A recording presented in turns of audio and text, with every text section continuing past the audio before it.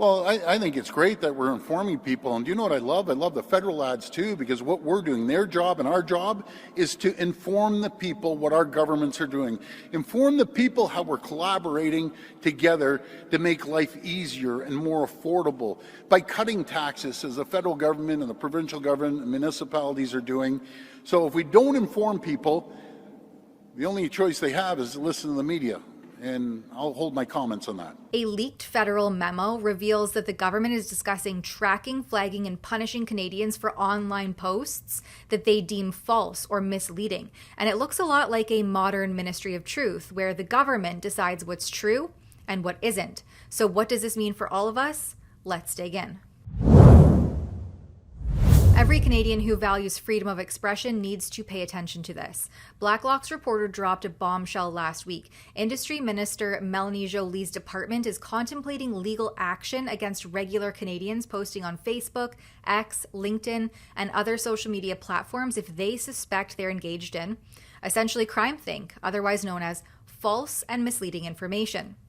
A heavily redacted 35-page internal memo from March 31st titled "The Misinformation and Disinformation Strategy" lays it all out. The department wants to shift from simply reacting to this stuff to preventing and early detection of it. The memo admits that they already monitor their official channels and social media outlets daily for comments and reoccurring inaccuracies, with social media flagged as the main place where misinformation related to the department's mandate is likely to spread. And who exactly decides what's factually incorrect, misleading, or out of context? Well, the government, of course. And if we needed more proof of the totalitarian tiptoe happening in this supposed liberal democracy, here it is. Punishment would apparently be proportionate and signed off at senior levels, though the government does acknowledge the risk that going after individuals could backfire and amplify the very posts they want to censor. This is straight up Ministry of Truth territory. The prevailing party gets to decide what's true and what isn't. They get to determine which information gets amplified, and they get to decide when you have crossed the line. And they're openly talking about moving to proactive enforcement, which gives serious Minority Report vibes, basically seeking out to punish the thought before the dangerous super spreader post even appears. The Liberals have been at this since at least 2018. Minister Joly has been pushing to fight supposed dis and misinformation for years, including in 2023 when she, as the Foreign Affairs Minister, co-launched the Global Declaration on Information Integrity online at the UN to protect, I guess, the integrity of government information. It sounds reasonable on the surface until you remember who's defining this disinformation.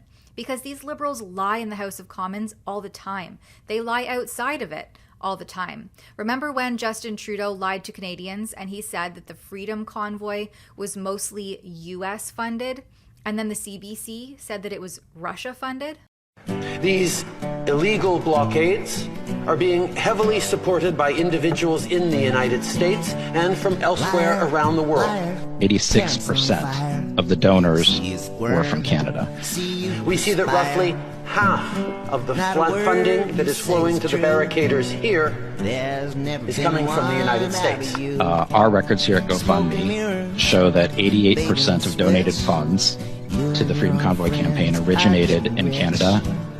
Is coming from the United States. Don't forget that they also told you the novel modified RNA shots were safe and effective, while actively ignoring and downplaying the risks and the unknowns. We're all in this together. We've come so far in the fight against COVID, it's time to finish this pandemic for good. So get vaccinated. If you know someone who hasn't, talk to them.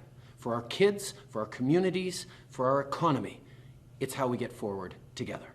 Vaccines are safe and effective for use. Vaccines are the best way for you to protect yourself, your family, and your community. So get vaccinated. Let's fight COVID-19 together. Pour vous protéger vous-même, pour protéger les plus fragiles d'entre nous, pour protéger l'ensemble de la population, le meilleur moyen connu demeure le vaccin. S'il vous plaît, soyez responsables, soyez solidaires, faites-vous vacciner. Merci. We all agree getting vaccinated is the way forward.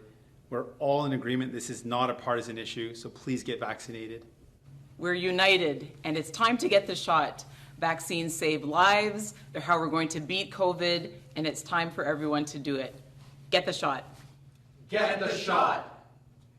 If we're serious about calling out widespread disinformation, then look no further than the still celebrated unmarked mass graves narrative at Canada's residential schools, a textbook case of media-fueled hysteria built on nothing but unverified radar blips, which years later and after millions in taxpayer dollars have produced exactly 0 confirmed human remains.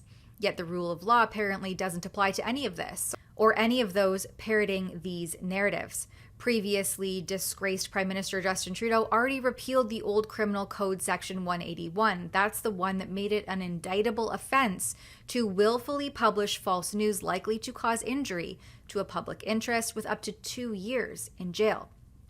That was gone in 2019 because of a Supreme Court ruling in 1992 that said that the offense violated freedom of expression. In fact, there are already a number of criminal code laws, both federal and provincial, as well as broadcasting regulations, civil remedies, and professional ethics rules that deal with the spread of false or harmful information online, including hate propaganda, defamatory libel, and content that promotes hatred or discrimination. But now the Liberals, with their sneaky backroom deal majority government, are floating suing everyday Canadians for the exact same thing, while the legacy media that carries their water gets a free pass. If they were really serious about so-called misinformation, they would use laws that already exist. So while the feds are dreaming up ways to sue you for questioning their narrative, take a look at what is happening provincially.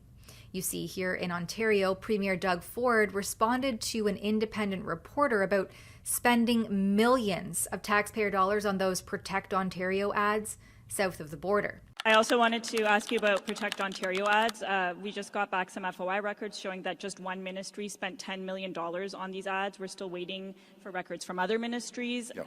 A lot of critics say that these are just to boost your own image and the government's image. How can you justify spending taxpayer dollars on these ads? Well, I think it's great that we're informing people. And do you know what I love? I love the federal ads too, because what we're doing, their job and our job, is to inform the people what our governments are doing. Inform the people how we're collaborating together to make life easier and more affordable by cutting taxes, as the federal government and the provincial government and municipalities are doing. So if we don't inform people, the only choice they have is to listen to the media.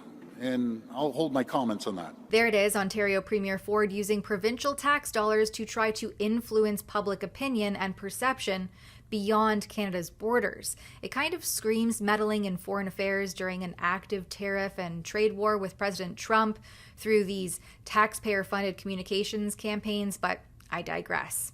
It's almost as though the government at all levels wants a monopoly on the truth. They'll flood the zone with their own taxpayer-funded messaging, but the second that you push back online, the lawyers will come out, or maybe even the police.